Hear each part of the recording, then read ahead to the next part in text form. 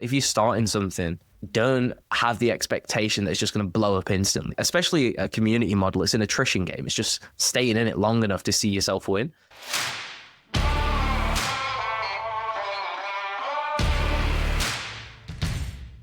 This is 1000 Routes.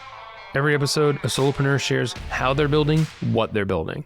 We'll hear all about how they've made the bet on themselves, the uncommon route that they're taking to build a business that serves their life, and the reality of building a business of one. I'm your host, Nick Bennett.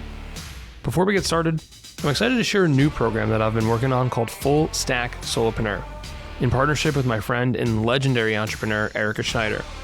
Now, unlike other programs, Full Stack Solopreneur is a hybrid digital program for independent professionals who are too far along for another course to be really all that helpful, but not far enough to invest in a private coaching or consulting service. In here, you'll gain access to both the full curriculum and monthly group coaching clinics to teach you how to create a legendary niche offer, how to build a content engine, and how to sell like a human. You can learn more at fullstacksolo.com. That's fullstacksolo.com. Hello, everyone. My name is Aaron. I'm the founder of Outbound OS, and I help predominantly SaaS sellers book more meetings by giving them frameworks and systems to get more replies. Hell yeah, man. Fantastic place to start. Let's rewind the clock a little bit.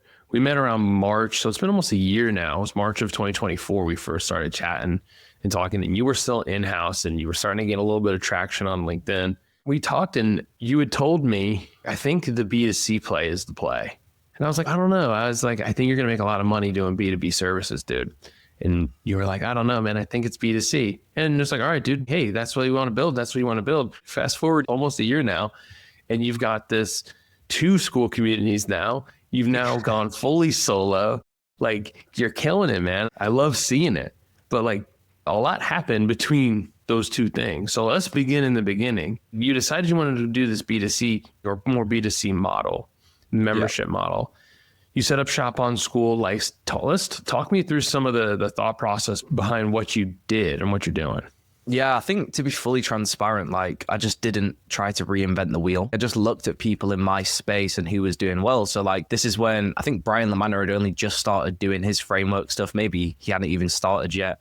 But then it was mainly people like Chris Orlob and these sort of people. And then I realized like the revenue Chris was doing with his membership model. And the biggest thing for me was like, I wanted recurring revenue. So I didn't have to stress every month and push to get sales. It's just on autopilot. So I saw what Chris was doing. And it's incredible, right? Like I've had his product when I was an AE and an SDR, and it's very good. But the gap I saw was everyone talked about the AE skill set, discovery calls, how to do a demo, how to multi-thread. And they just glossed over top of funnel. They were just like, oh, here's some stuff on email. And no one really went in depth on it, even though that's the most important thing to build the pipeline. So all I did was look at how well they were doing, but just built it for a slightly different part of the funnel, which is what I was really good at. And booking meetings. Yeah, that was the original plan for why I decided to do the membership model and build out the school. The membership model is fascinating. I just launched mine with Erica Schneider not even 2 months ago. It's a grind. But One thing that I've noticed, it was kind of coming into focus for you at this time last year, like your traffic has started to explode. Like you throw a post, get like 1,000 likes on LinkedIn and follower counts is just climbing like crazy. I think you had mentioned before we hit record, one of the fastest growing accounts in the niche. Yeah, so by far. Dude, you're killing it. That is what makes a membership model really work. Talk me through your process, because right now you have 2 school communities. Yeah. One is free and one is paid. And I think that's an interesting model that I've been exploring. So I want to hear a little bit about your thought process. I know you also recently restarted your free one. So like, what's going on there? How are you monetizing these skill sets and helping teach this to people? The reason I redid the free school is my original just wasn't what a free school should have been. So the point of the free school is it gets them on the platform, gets them familiar with school as a whole, but also it acts as like long-term nurture. It's like having someone on your email list where they get consistent value from you. So the whole point is they go in your free school, they ask questions, they engage with you, they get resources locked behind levels. So they feel bought into the community aspect. And then it's just like, oh, if you want more support, more live calls, more resources than what you've already had, what's helped you, here's the additional offer as like an ascension.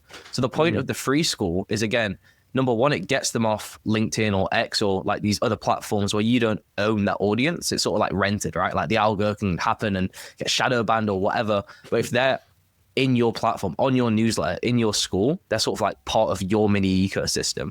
And as well, like I see it all the time where people will be in the free and then they just ascend themselves to the paid because they get value from it. So they think, oh, I may as well try this out. And yeah, that's like a good portion of my subs for the paid. They come directly from the free and seeing the value in there. And the reason I restarted is, again, I sort of was just pushing lead magnets to it. So it got a lot of people. It had like 1,500, but it just wasn't engaged. It was dead. It wasn't a community.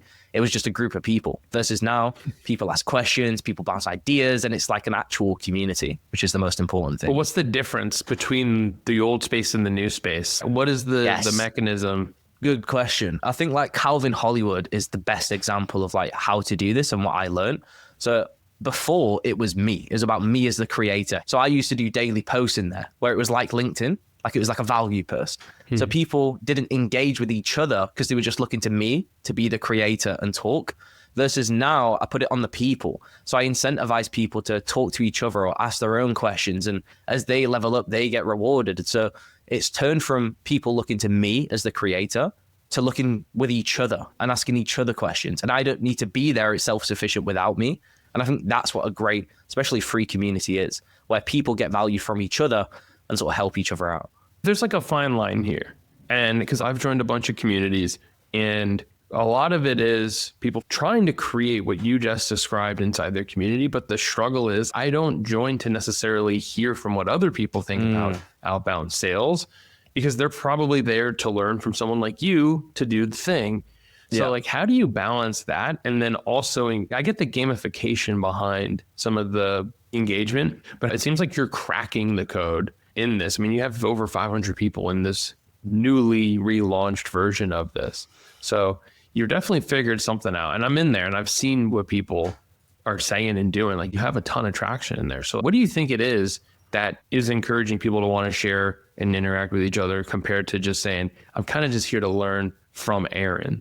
Yeah, I think it's sort of like setting the expectation. So within my start here and onboarding, the first thing people join is they literally see a video of me talking about how you can get the most out of the community. We have rules straight away. So when someone joins, we talk about never make an I post. I did this thing, make it into a question so other people talk. And we sort of position the value of, yes, you can learn from me, but there's people in this community, like there's CEOs, there's CROs, sales managers, AEs, like top performers. Yes, you can learn from me, but why just learn from me when there's people with years of expertise in here who may be able to help with your specific industry or your specific issue if they've gone through it as well. So it's how we sort of position it and set the expectation for people so they realize, yes, I can learn from Aaron, but that's what his LinkedIn is. It's just him talking. In here, I can learn from all these different people and get all these different perspectives to help me come up with a more complete picture. Instead of just one person's POV, I get 500. And that's the sort of the expectation, I guess. I like that. So what was the moment where you felt like this thing could actually work? Like, what was it like getting that first paid member and you're like, okay, like, yeah, I'm quitting my jobs? It's actually, do you know what's funny? It's actually the opposite. So I built up a wait list and I had such bad misconceptions and expectations of what would convert of a wait list. So I had like 200 people on it and they knew the price, they knew everything. So I'm thinking, I'm in the money, like this is going to be great. I'm going to launch, get 100 people in, 10K a month instantly. And I just had this expectation that I'd crush it, be flying away instantly, right? And then I launched, 10 people joined on day one, which is still, you know, fine, like $1,000 a month. But I was just so disappointed. I was like, what on earth has happened? Because my expectations were wrong. So I think that's a big thing. If you're starting something, don't have the expectation that it's just going to blow up instantly, because especially a community model, it's an attrition game. It's just staying in it long enough to see yourself win. So I didn't quit my job like instantly, only when it started to build up a little bit more, sort of got to, you know, 2.5K MRR, 5K MRR. Then I was actually like, okay, this makes sense to leave now. But yeah, the initial launch, I was probably a bit ungrateful, you could say, in a way. Thank you for sharing that, man, because I think it's easy to look at your LinkedIn, your follower count, the engagement on your posts, and be like, this dude, of course he can launch a paid membership and get 100 people in there paying $100 a month. Like, I couldn't do that because I don't have all those things. That's the reality. Yeah. Like 200 people on the wait list, 10 people buy, and you go, okay, there's more to it than just attention. We need to create scarcity. We need to create urgency. We need to hammer the value and repeat it over and over and over. Like there's so much to getting that flywheel to spin. So how did you start gaining the traction? I mean, so 10 people, and I think there's about 100 people in there now. Yeah, a bit lower. So like our peak was 78 and it's 76 now. So there's a big leap between 10 and 76 people right now. How did you start getting those paid subscribers? Part of it, like as well, like with some of the initials was like transferring people from one-to-one into like the school. So I literally made it a no-brainer. I was like, because people were paying me like $150 an hour. So I just said to them, instead of you paying me $300 a month, transfer me $200 and just join my school. So you get all this extra stuff, all these extra group live calls for the exact same price. And the whole point of that was with one-to-one, like the LTV of how long someone's going to be there is a bit shorter because they may have a burst of 4 to 8 calls, 1 to 2 months, then they're sort of done. But I viewed it as if I get them in the school, they'll stick on for potentially 6 months, a year, right? So then I'm getting that value out of it anyway. Mm-hmm. So that got me to 15, 20 members-ish. And then from there, like I just tried to educate myself. I joined Max's school thing. I did a podcast with him actually as like a successful case study where I think we did 3K in a few weeks. Yeah, 3K added MRR in like 2 weeks, which was pretty cool. So yeah, I was on his first ever student interview podcast thing. Mm-hmm. And yeah, just learning from obviously Hill Mersey's Q&As, etc. about what you were saying, $100 million leads and offers. How do I create scarcity, urgency, and make my offer into a no-brainer? And then it just started steeping up from there. And then really, really just pushing the funnel. So I was getting, like you said, a lot of traction on these posts, but the funnel was awful to like actually get people to the paid offer. So creating these different lead magnets and different landing pages and just going from there. What's been the most successful acquisition model for you? Email, I'd say though, for sure. Yeah. I think email is like the unsung hero of. Email is, yeah. I've tried everything as well. That's the funny thing. Like I tried daily emails. I tried just doing weekly newsletters. I've tried doing a few. I've literally tried everything. And I think now it's in a pretty good spot. So what's your cadence? Like you sending daily right now? I've just, funny enough, launched an ebook product. Yeah, I saw that. Yeah. The Outbound OS playbook. Exactly. It's been a lot more aggressive this week with the emails where we're sort of doing daily from Thursday to Sunday. Obviously with the launch and incentive and all that good stuff.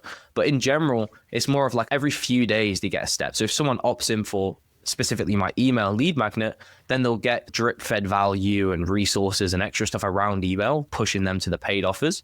But with the playbook now, it's going to be reworked a little bit, but yeah, it's sort of every few days, 2 to 3 a week. Have you tinkered with the pricing model of your program? Like the pricing, that is literally the biggest issue I've found with it. So I started at 97, then went to 147, realized that's a bit high for what I was doing, went to 127 and kept it at that and stayed stagnant for 2.5 months. Didn't grow MRR. And I didn't think, I tried all these things. I was like, it must be the product. I've got to change this landing page. I've got to do this. I dropped the price back to 97 and then the MRR shot up the month after. And I was like, why on earth have I done that for so long and not seen the obvious thing staring me in the face? Like my churn was really bad, all these sort of things. And now the churn's calmed down. It's still pretty high. It's 12%-ish on 97, which isn't awful, but it was really high before.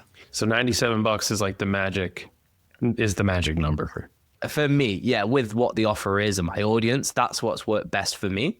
But yeah, I think it's important to test. Like I'm happy I did it. A bit annoyed I did it for so long, but yeah, I think it's important to play around with different stuff. Yeah, it's hard to like pinpoint. Are you doing annual? I do an annual as well, yeah. How's the traction on that compared to the monthly?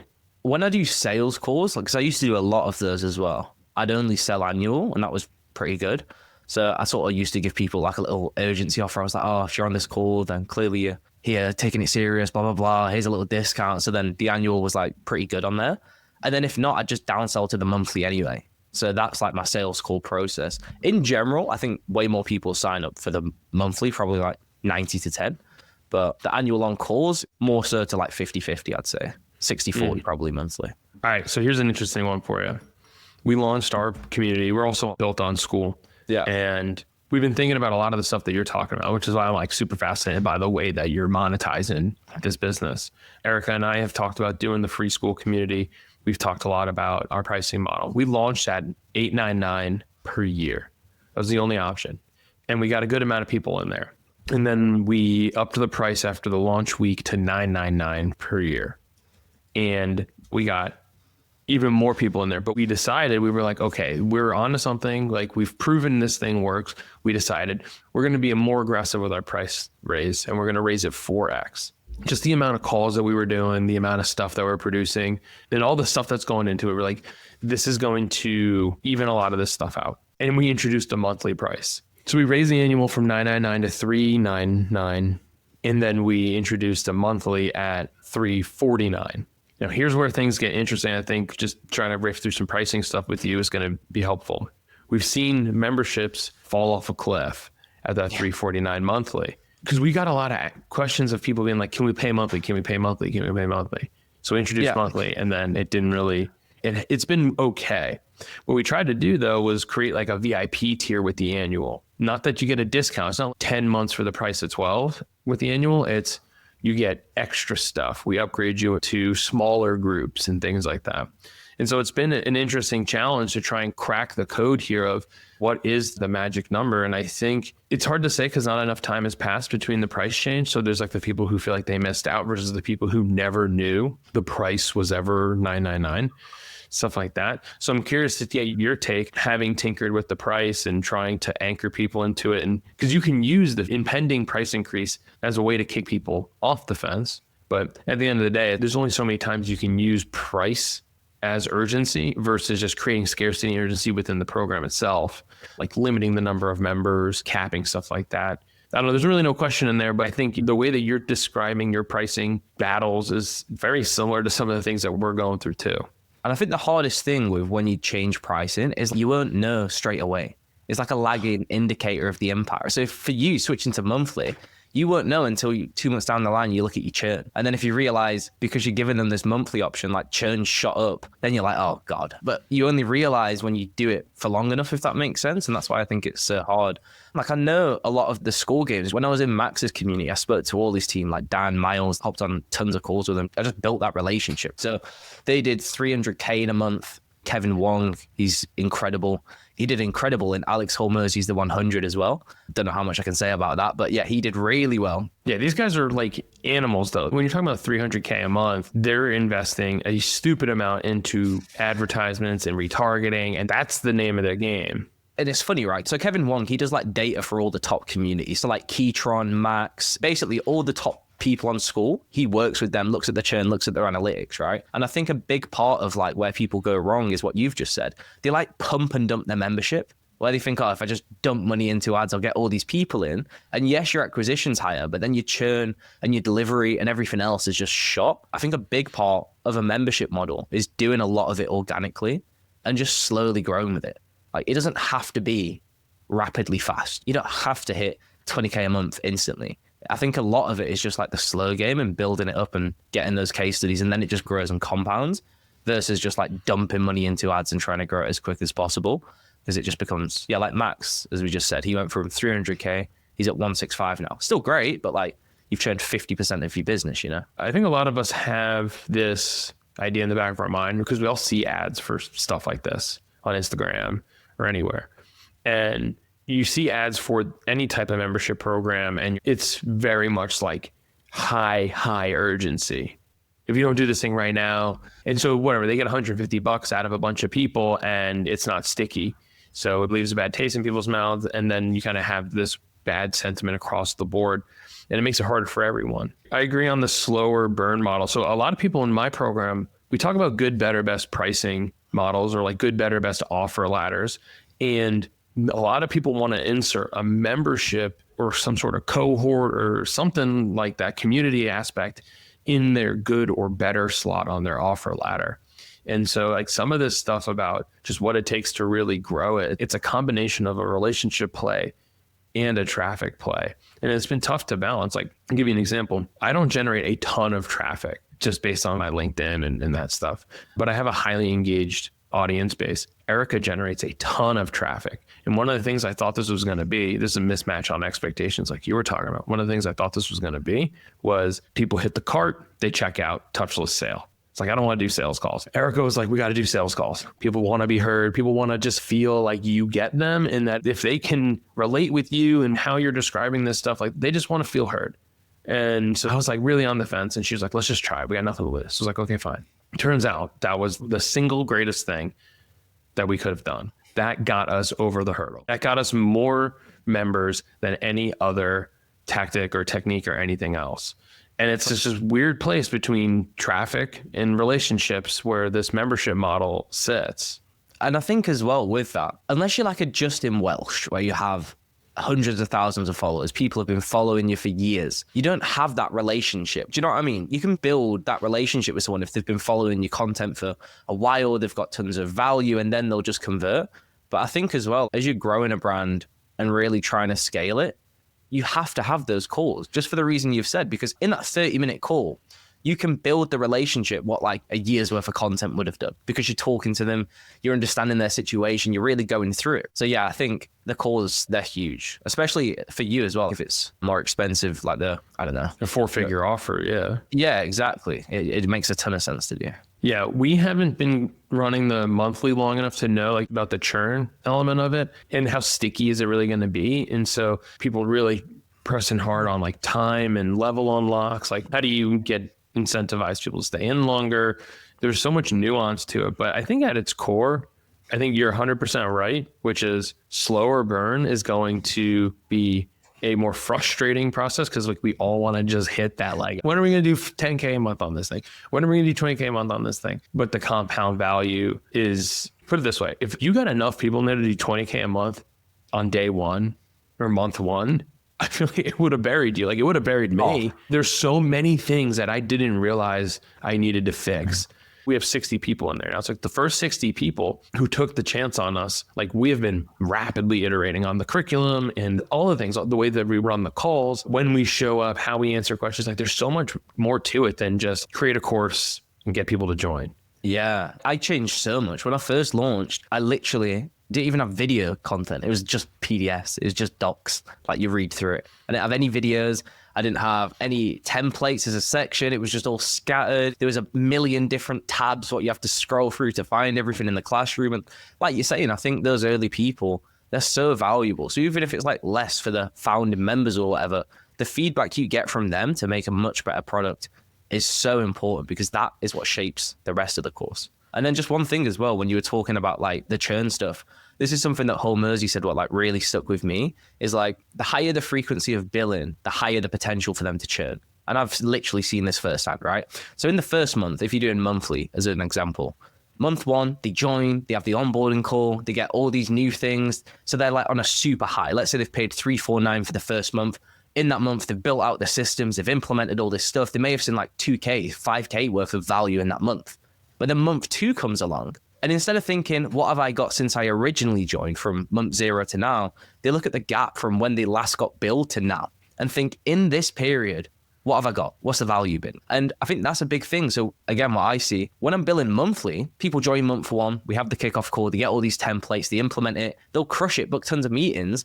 And then month two, it's like, okay, I'm still booking meetings, but what's new? What's changed? And that's why I've tried to do the live calls and get people involved in them, get people leveling up so then they feel part of the community. Because if you're billing yearly, even for the exact same price, if they see that initial value in the first few months, they view it as, what value have I got in the last year, not in the last month? So it's a lot easier to have that like stickiness and get way lower churn.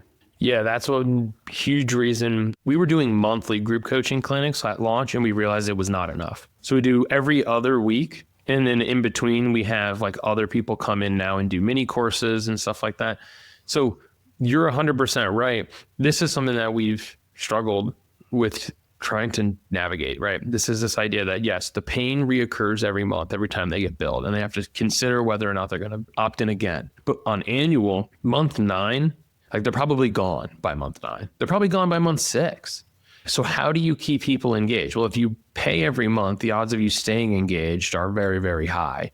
If you pay annually, it distributes disproportionately. Like the pain is really high in the beginning, and then every month it's gone, it's lower and lower to the point where like, you don't know, month 3, 4, 5, 6, whatever, where they might be completely gone. And so it's like, how do you manage that? Where if you have this huge influx of people who join day 1, month, whatever, day 60 in 6 months from now? How do you make sure you have a community of people that, if you're not constantly putting people in? So it's a tough balance for sure. And I don't know what the answer is. Eric and I go back and forth on this one a lot. It's like, do we want the annual people only? Do we want the monthly only? Like, do we want to really box some people out? I don't know if there is a right answer, but it's tough because, I mean, your price also determines the caliber of person inside your program 100%. And you want serious people in there. You don't want people who are just going to opt in to see the stuff, scrape it for all it's worth, and then churn out either. Yeah, and this is a big thing, like just a little background on myself, like in general, I've been in trying to do online business for years, since 2021, 2022. Started off, funny enough, with like Forex, like trading. And I was in all these like big communities and groups over there, all the big name community groups. And I actually helped one of my friends, because he's funded with different certifications and whatever, launch his own. And he was doing really well. Yeah, I think he got it to like 30, 40K a month. But the biggest issue I saw in these communities is what you've just said. Month one, you pay, let's say it's like $9,700. You can just download all the stuff and then leave. And it's like, you've got all this value for this price. So one thing Laura Acosta did with her launch, and what she does with her, like, I think it's literally Academy, is she has a setup fee. So it's like an initial one-time cost and then the reoccurrence. So the first month is $300 and then they pay the $99 a month. Obviously there's more friction because it's more expensive up front, but I assume the psychology behind it is they're more invested because they've made this commitment to join for the one-time fee. And if I leave, it's like I've already paid that fee, so I may as well stick. So yeah, I think there's loads of stuff you can do in trial, but there's only so much time to trial all these different things, you know? Okay, so here's an interesting one, which is like the time delays. Like, I've joined cohorts that are like a $10,000 cohort, and they release new content. And at first I was like, ugh, I just want all this stuff. But sometimes life gets busy and I realized, like, oh, I'm already 2 or 3 weeks behind, and they're releasing stuff every week. So that was an interesting one. But the problem with the cohort model is that it's very aggressive in your marketing cycle. So you have to basically press as hard as you possibly can to get people in, to launch a new cohort, to get people to go, to then to support that, while simultaneously trying to build up urgency and the list for the next launch, or all the people who missed it. So the intensity of a cohort model it was something that we didn't want to do. But I think that there might be, and as we're talking about this is coming into focus for me, some sort of model that takes the best of both worlds. Because the thing that I think people might find frustrating, and I don't know if you've experienced this in your own community, but when they join, if they don't have access to everything immediately, they feel like they got screwed. They're like, what the hell? Like, you're delaying all of this material, and I'm not sure how to go about it in a way that makes people feel like you're dripping it out in a specific order at a specific cadence on purpose. That is the hardest thing, because I would be pissed, to be fully transparent. Like, if I joined something and I didn't have access to everything, I'd be annoyed. One thing I've tried to do is, like, within my curriculum in the paid, it's set out in like steps, like step 1, step 2, step 3, step 4. And then when I'm on the kickoff call with somebody, we set up a game plan, and I'm like, focus on these aspects, and then message me in a week and we'll touch base and see how it went in terms of what we laid out. And I have little assignments as well at the bottom of each section. So the whole point is, and I know it's something you do actually as well, with like the homeworks and stuff. So they go through the content, they apply it, and then they come back with it. So I think that's another easier way where you can even lock it behind certain assignments. I haven't tried that personally. I just have them there. But yeah, I think it comes down to the expectation, making it clear, look, you could jump around, but if you want results like XYZ person, this is the best way to do it. You're committed to doing that. And then if they're aware of it and they realize it's in their best interest to do it, then I think you can get away with it. But again, I haven't tried it too much yet. Yeah, I've considered a lot of this. And I think the reason I haven't acted on it was because I was like, who am I to try and tell them how they should learn? Tell them and how fast they can do it. Like, yeah, I've seen people go through and start making money in the first few days. And if I time delayed everything in this way to increase my own retention, I could potentially be preventing someone from being successful in this way. Yeah. And I don't think that I'll ever necessarily come to the perfect conclusion on this one, but I do think that you got to just keep trying different shit. Yeah. And one way, like when I'm on the kickoff call with someone, at the end, I'm like, here are the steps. How fast do you think you can do it? Some people are like 2 days, some people are like 2 weeks. And then based off there, we set the expectation, right? How I do it is they have access to everything, but we set out a specific plan. They understand why it's important. And then at the end of it, I'm like, how fast can you do this with work, with everything that's going on? If they say they want to do it quick, I'm like, cool, let's set up a DM chat in 3 days so you can send me this stuff, I can review it, and you can send it out. If it's going to take you 2 weeks though, that's fine, but let's set up that chat then. So it's sort of based on their commitment. It's like they've said it will take me this long, and then I'm holding them accountable to that. Because like you've just said, for the same reason, people can join, like this guy Raphael joined, and he booked 5 multi-billion-dollar meetings in his like first week, right? Because he was like, I want to do it in 3 days. And I'm like, okay, cool. And then we chatted. He did it in 3 days. And yeah, I think like you said, there's no right time. So you can't ever set that on people, but you just have to get them to decide and hold them accountable to that. One of the things that we did that I am really happy with is we baked engagement into the programming. So every module has a training, an exercise. So it's like we teach you with a concept. Then there's an exercise inside of the workbook where you go and like go do the thing. And then there's a practice where you share the thing. And the volume of people sharing their work has far exceeded expectations.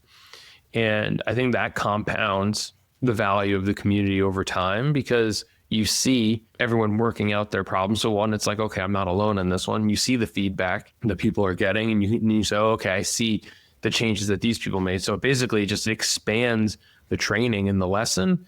And we've only been doing this 2 months, but the responses that we get today are significantly better than they were on day one. Yeah. Just because people can review the things that we guide people on in real scenarios that are not just a training simulation. It's like, here's someone's real example. Here's the real feedback. Yeah. Look at how that worked and how that made a difference for them. Go apply it to your own work. It's made an exponential difference in the experience and just the type of engagement and output that we get. So I've been really, really happy with that one.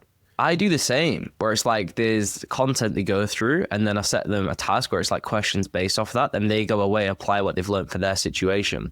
One thing I've noticed, and I'm curious if you've seen it, the first one, everyone's doing it, everyone's committed to it.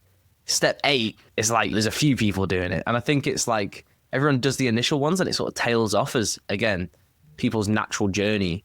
They'd go real hard in the first month and then sort of lean back. Like the first one, as an example, has like 67 comments, obviously with me doing some feedback back and forth.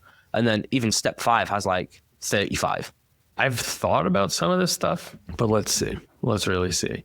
My hunch is that I set this up so that everything compounds to one main thing, like one bigger goal, one bigger project.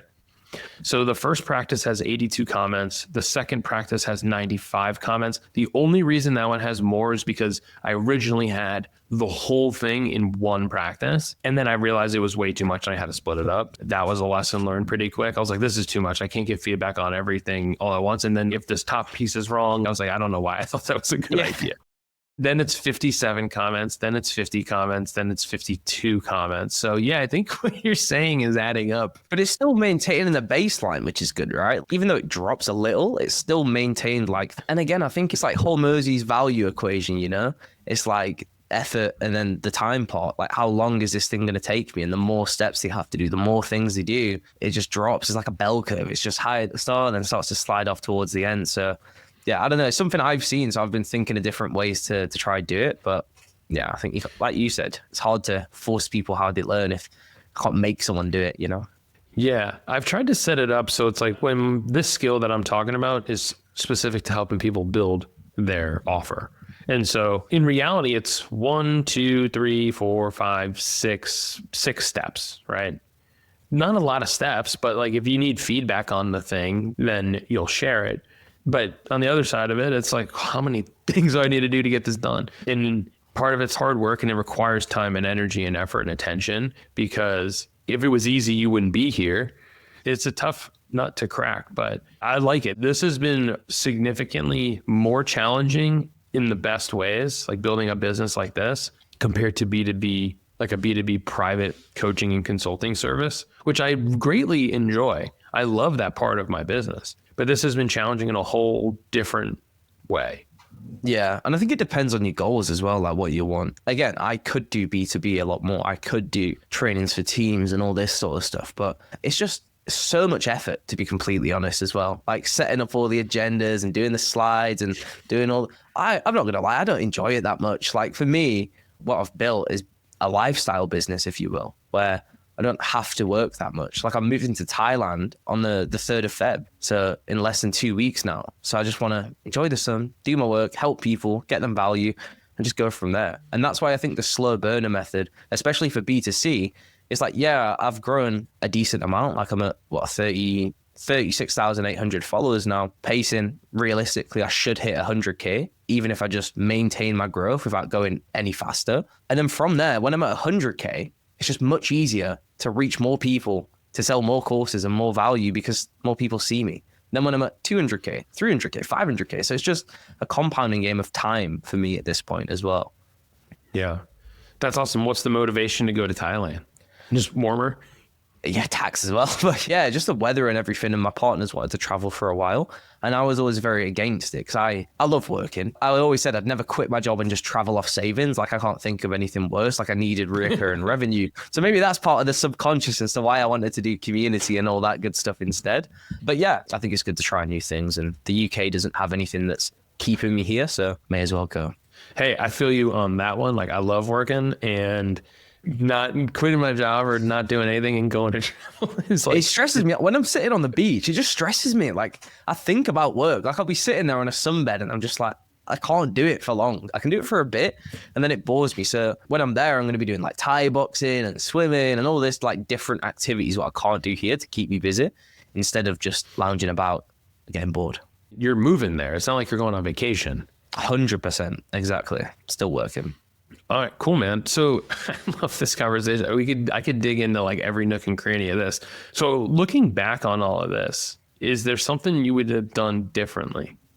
Yeah, a lot of things I'd have done differently. I think the biggest thing is I invested a lot in like coaching and mentorship, but I would have done more for sure to just figure out how to do it right the first time instead of guessing. Because it worked out in the end, sure, but I think I could have got there quicker and avoided a lot more mistakes if I worked with better people. Like I've only just started working with a team who's helped me with the launch of my new product and done the landing pages and done all the emails, and they've worked with literally everyone in my niche and they're incredible. But like my landing pages before, I look back and they make me sick. They're so bad, so bad. And it's like I have all this traffic, but I just wasn't monetizing it in the best way. And I think that's where a lot of people go wrong is they start to get traffic, but they just don't monetize it at all. So yeah, I would have started my newsletter earlier. I would have pushed more content on LinkedIn in terms of not just bottom funnel, more top of funnel to get more engagement, and then worked on my sort of funnels as well. It's like a chicken egg situation though, because back then you probably wanted to work with people, but it's like, well, I don't have the revenue yet, so I got to just hack it together, get to a certain milestone, be able to make that money, reinvest it.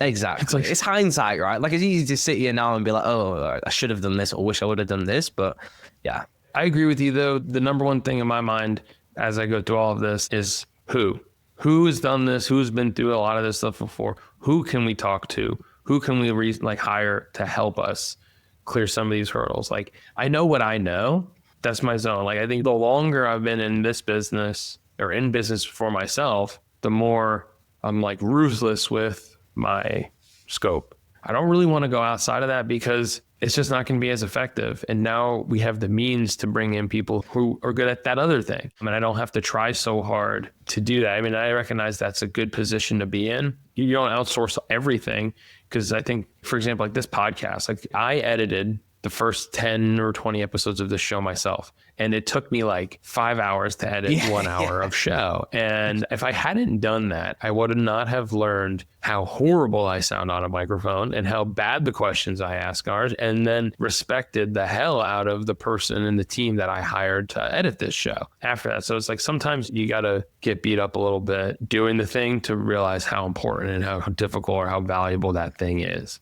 Literally me with like design even on LinkedIn, right? Like I got to 10K or 15K through just text-based posts, like just pure text. That's all I ever did. And then I'd try to do like my banner or do design for carousels. And I'd sit there for like 3 hours with just like a blue square with Comic Sans on and be like, yes, this is great. And I was so bad at it that I had to focus on making like content really good because I just couldn't do visuals. So now I have my designer. incredible, where I literally just send him an idea and he wraps it into this like pretty thing that it gets tons of views and it just makes my life easier. So yeah, I think it's like outsourcing the things where you don't have the leverage. It's like you said, anyone as a solopreneur, you have your thing where if you do it, you get way more out of it than if you outsourced it. But like for me, like you were saying, with the lead magnets, when they go viral, I gain nothing from spending 6 hours replying to 1,000 comments. I gain nothing when I could have a VA do the exact same thing if it's the same comment to 1,000 people, you know? So I think it's like picking and choosing which task makes sense to outsource. And again, like with the design, with the funnels, I've tried, I suck, people are better, happy to pay it because it makes me more money in the long term. So thank you for being real about this. I think a lot of people are leveraging outside help for a lot of these little things and no one's really saying it. Yeah, no one's, I don't know why. They try to, oh yeah, jack of all trades. I do the marketing. I'm a solopreneur. I'm like 100% alone. I do everything. It's like, okay, good for you. I'd rather outsource it to people who are better. Me focus on the one thing I'm good at, which is the content of booking more meetings. And then I get way more time back to myself as well. And that's a big thing. Yeah. But then you sacrifice margin. Yes.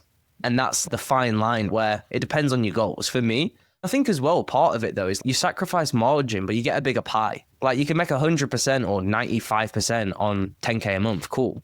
I personally would much rather make 70%, 65% on 50K a month than 100% on 10. So I'm okay to give away a bit if I'm going to get more and I still end up better. Like with the team who's launched my product, I could have done it, but my launch would have been like horrific and I would have made like 20p, right? Well, probably not that bad, but you get my point. Versus giving them like margin to launch it. So then it's like a win-win for both sides. I'm always happy to do that. Again, it's leverage, right? Giving a little bit away to get more back. I'm okay with it. Yeah, I think Mark Cuban always says, he's like, what would you rather have? Like 50% of a watermelon or 100% of a grape? Yeah. It's such a great way to say it though. And I think especially in solopreneurship, there's all this hustle culture of the, I do everything. I make 95% margins on my this amount a month. And it's cool, but it depends on your goals. And for me, I'd rather outsource it, have more time to do other things, and then actually just focus on scaling by letting the best people do it. And I can sort of learn from osmosis, right? Like I look at what they're doing and I sort of take some of it in. It doesn't mean I'm going to do it myself, but it just means I understand what good looks like. So even if for whatever reason I work with someone else, I understand and have an expectation of what I should be doing. So yeah, I think there's a lot of benefits to working with outside people, even if it's just consulting, right? It doesn't have to be letting them do it, but just learning from professionals at it. It's like Hall Mersey said, the best thing he ever did was pay someone to learn ads, how to run Facebook ads. This just reinforces my approach in the way that I believe in this is like, there are 3 essential skills that I think every solopreneur should know. It's like how to create offers, how to create content, and how to sell. Yeah. Like those are 3 essential skills. You can't really outsource that. It's a hard skill, soft skill combination, but either way, it's like however you acquire that skill works. Doesn't matter. You need to acquire that. Design is one of those skills where it amplifies your ability to do what you're doing. Like you said, you're like having this design style. One, it's a branding element. So it's like people see it and they immediately know it's you. But the other side of it is it legitimizes your entire platform a little bit more. Like there's so many other benefits to it. You're like, do I need to spend the time to really learn this thing? Or do I need to value it enough to try and find someone to help it? In my opinion, I think the right move is that's a skill that we can supplement with versus the skills that you need to know to run your business. And that designer needs to have those other 3 skills. That designer still needs to know how to make offers, needs to know how to make content, and needs to know how to sell in order to make their business work. I completely agree. The biggest part of it, I think, is, in my opinion, like just the content piece. And I say this all the time, but there's people in my niche as an example with way more experience than me. They've been in the game longer, they have more case studies, they have more, but I just market better. Like I've blown, not in a like, oh, I'm so cool, I've blown past them because I'm so miles behind, but in like a genuine way of, I just understand how, for example, to do a post on LinkedIn with a different hook that gets more views or more impressions. So then from that, it pushes more people to the pages. So yeah, I think if you really master content, everything else becomes a lot easier because you can sort of like figure out an offer after, you can sort of figure out the rest. But for me, to just have an easy life, like content changed everything for me. Hell yeah, man. Being able to generate traffic is a massive advantage. I don't care. Even if you're in the relationship business and you're selling services, generating traffic is never a bad thing. But it's a lot harder for people than I think it sounds like it was for you. Like you kind of figured out some of those things pretty I don't know if it was quickly, but however you did it, you figured it out. And you can tell, like, you're running the play now. It's fun to watch. So, all right, dude, let's end here. What's next for you? What do you want to build that you haven't built yet? Good question. Well, I mean, to be fair, I think the biggest thing I wanted to do is the playbook, just to give people a different thing to buy into if it's not the sort of monthly thing. So for me now, it's just a scaling play. It's not necessarily like new stuff. It's more so how can I amplify what I'm already doing. With the team that I'm working with, going to be building a better flow from when people get my free thing to push them to the course, to then push them to the community and all this stuff. So that's like the big focus now. And then again, content's the thing I'm good at, so I'm doubling down on that. So when I moved to Thailand, Feb, YouTube, X, playing around with different things and just really becoming a content machine, podcasts, all this stuff, just to get more eyeballs, and I'll let the best people convert those eyeballs for me. That's my play. Hell yeah, man. I don't doubt you are going to absolutely kill it. I have no doubt at all, man. I'm excited for you. I already love what you're doing, and I know it's on its way to being something massive. I appreciate it, man. Yeah, we'll see. We're in the game for the long run. Like I said, it's the attrition game, 1%, It's the infinite game, right? People are going to drop out. And as long as the goal of the game is to keep playing. Yes, that's literally Holmes's little thing, what he says about business, right? There's no win. There's no finish line. It's just you keep playing. Hell yeah, man. All right, dude. Well, thank you so much for coming on and sharing your story, man. I know more people feel seen because of it. It's so good to see you, dude. Good luck in the move, and we will talk soon. Sounds good, man. Appreciate it.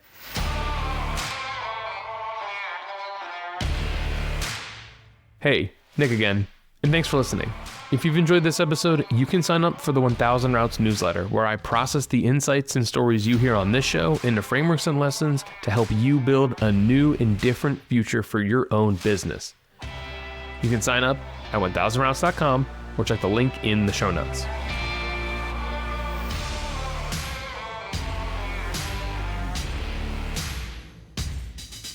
If you were to leave planet Earth tonight and move to Mars tomorrow, what would be your last meal here? Oh, that's such a tough question. If it's a one-off meal, I'm going to go fancy on you. I'm going to say Wagyu Tomahawk. Yeah, we're going big because it's a one-off meal. So we've got to go all in. For the sides, I'm thinking some mashed potato, peppercorn sauce for the steak, just a little bit though, because the Wagyu's good. And that's the meal. That's all I'm having. Ooh. All right, I like it. Melt in your mouth tomahawk. Like a big, because I couldn't eat it consistently, but as a one-off, that's what I could go with. I have no notes. Like no notes. No. I got nothing. Meal. I'm in. Whenever you're eating that meal, call me. I'm with you, dude.